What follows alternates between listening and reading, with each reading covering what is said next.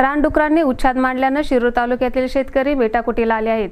बागायती परिसर असूनही उद्ध्वस्त झालेल्या बागा बळीराजाच्या डोळ्यात अश्रू आणत आहेत।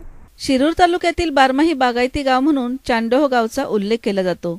घोड कुकडी नदीचे बारमाही भरून वाहणारे पात्र, फळांच्या बागांसाठी आवश्यक असणारे पोषक हवामान आणि काळ्या मातीची सुपीकता यामुळे या परिसरातील शेतकरी मोठ्या प्रमाणात नगदी पिकांकडे वळला आहे। नैसर्गिक आपत्तीला समर्थपणे तोंड देणारा येथील शेतकरी एका नव्या समस्येला तोंड देत आहे।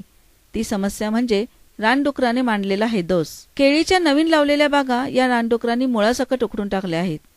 मिरची, टोमॅटो, कांदा, कोथिंबीर या पिकांचे देखील या रानडुकरांनी मोठ्या प्रमाणावर नुकसान केले आहे। शेतात उभी असणारी पिके यामुळे जमीनदोस्त होताना दिसत आहेत।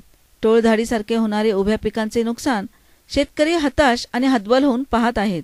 वन विभागाच्या अधिकाऱ्यांना अनेक वेळा तोंडी लेखी निवेदन देऊन सुद्धा कारवाई न झाल्याचे शेतकरी नमूद करतात।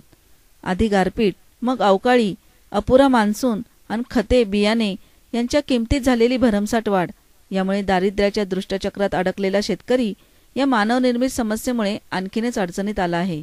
सी न्यूज साठी प्रतिनिधी सतीश डोंगरे, शिरूर।